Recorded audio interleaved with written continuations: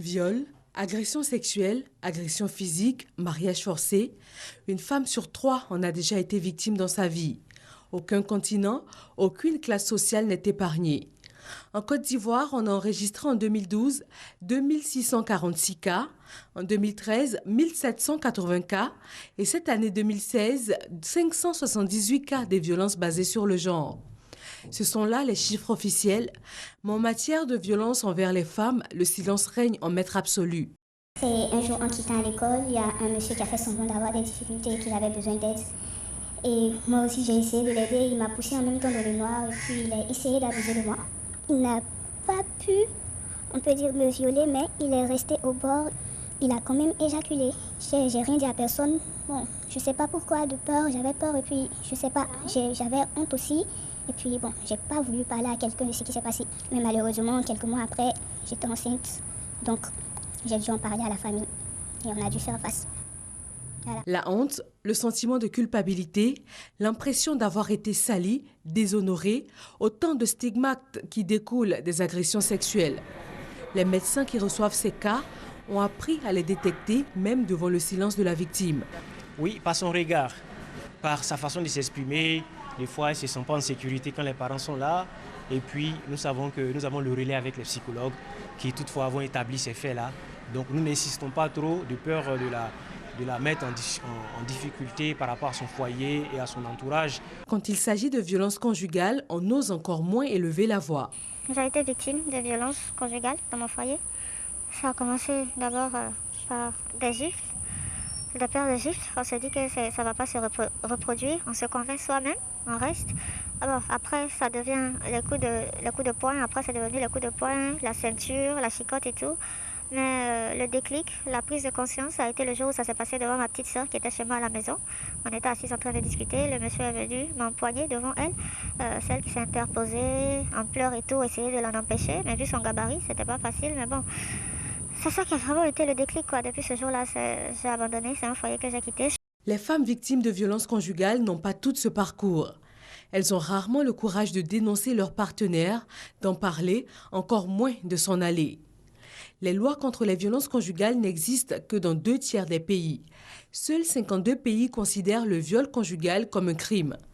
Selon l'Organisation des Nations Unies, une femme sur 2 tuée dans le monde l'a été des suites de violences perpétrées par un partenaire ou un proche contre un homme sur 20.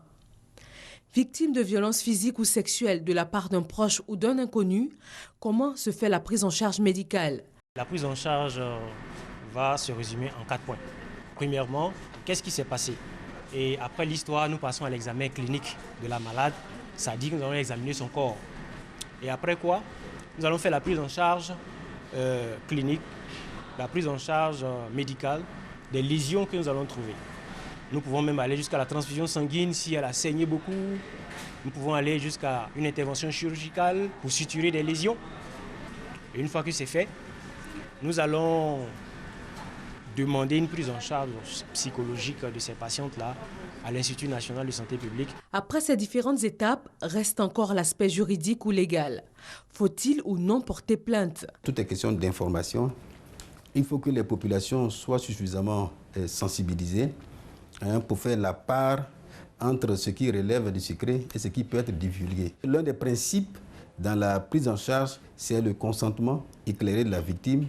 Et donc, une fois que nous l'avons reçu et que nous l'avons écouté, nous donnons les conseils nécessaires. Et c'est sur la base de ces conseils-là que la victime va dire « Moi, j'ai été victime de violences conjugales, c'est mon époux, mais je veux qu'il soit poursuivi devant un tribunal. » C'est en ce moment-là que nous l'accompagnons dans cette démarche. Elle dit que moi, c'est mon époux, je ne veux pas qu'on le poursuive, je veux seulement bénéficier de soins. Nous la référons vers un centre de santé. Si vous savez, porter plainte et puis suivre toute la procédure n'est pas tout à fait évident pour quelqu'un qui vient d'être victime de violence. Donc nous avons l'appui à la prise en charge juridique et judiciaire. Dire stop à l'impunité, un point primordial pour mettre fin aux violences envers les femmes. Le ministère de la Promotion de la Femme, de la Famille et de la Protection de l'Enfant en est bien conscient. Vous voyez, les violences domestiques institutionnelles sont des violences silencieuses, pernicieuses, qui font beaucoup plus de mal à la victime que des violences dites ouvertes et bien connues dans les pratiques. Alors la lutte contre les violences basées sur le genre se mène de plusieurs manières. Ici au ministère, nous avons dans un premier temps un axe que nous consacrons à la prévention. Aider les communautés à dénoncer, les aider à porter plainte et puis faire en sorte que la victime ou les survivants soient pris en charge de façon totale et adéquate. La Journée internationale pour l'élimination de la violence à l'égard des femmes a été célébrée ce 25 novembre. Pour la 26e édition cette année, la campagne nationale des 16 jours d'activisme de lutte contre les violences basées sur le genre court jusqu'au 9 décembre. Avec en Côte d'Ivoire des slogans comme « Mobilisons-nous et brisons le silence » ou encore « La femme n'est pas un tam-tam, ne la bat pas ». Elle n'est pas un tam-tam, faut pas taper sur madame. Elle n'est pas un tam-tam, faut pas taper sur madame. Elle n'est pas un tam-tam.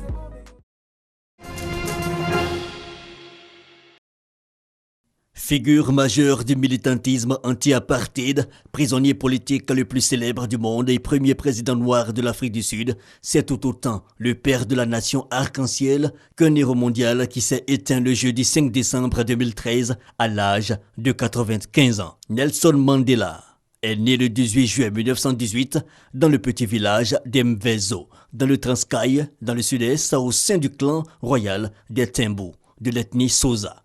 Son père l'avait appelé Rolilaha, qui signifie en Xhosa « fauteur de troubles ». Mandela va très vite montrer son aptitude à la rébellion. Il poursuit ses études à l'université de Fort Hare dans le sud, jusqu'au moment où il est exclu pour cause de conflits sur l'élection de représentants d'étudiants.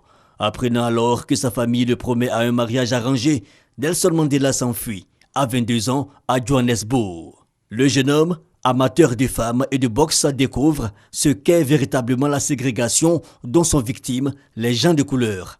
Il y rencontre le militant anti-apartheid Walter Sisulu, qui devient son mentor et le fait entrer en 1944 au Congrès national africain, ANC. En juin 1961, il fonde la branche armée de l'ANC, Umkhonto we Sizwe, le fer de lance de la nation en Zoulou. Il sillonne l'Afrique du Sud, va chercher du soutien auprès des pays frères en Afrique et dans le bloc soviétique en changeant régulièrement de point de chute et de couverture. Les premiers attentats à la bombe, très artisanaux, sont perpétrés à Durban, à Port Elizabeth et Johannesburg à la fin de l'année 1961. Il vise surtout des centrales électriques et des centres de délivrance de laissez-passer aux Noirs. Arrêté à plusieurs reprises, il fait partie en 1962 des membres de l'état-major d'Umkhonto we Sizwe raflé à Rivona, près de Johannesburg, jugé pour sabotage et tentative de coup d'État, des crimes passibles de la peine de mort. Nelson Mandela est condamné à vie. Il passe 18 de ses 27 années de prison dans le bagne de Robben Island, une petite île au large du Cap. Soumis à un régime de détention draconien, Nelson Mandela ne répond plus qu'au matricule 4666-4. Son nom, son visage sont bannis d'Afrique du Sud. Derrière les barreaux, il devient le symbole de l'oppression de son peuple, tandis que le monde entier appelle à sa libération et le régime de l'apartheid est mis au ban par la communauté internationale. Il sera libéré le 11 février 1990. Il prône désormais la non-violence. L'Afrique du Sud menace alors de sombrer dans les règlements de compte et la guerre civile, mais celui qui a appris en prison à comprendre ses adversaires, à leur pardonner et à travailler avec eux, parvient à éviter le pire.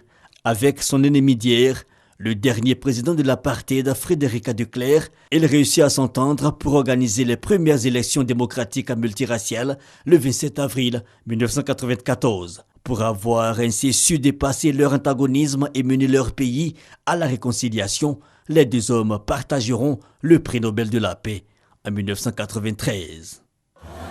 Nelson Mandela, Madiba, we salute you.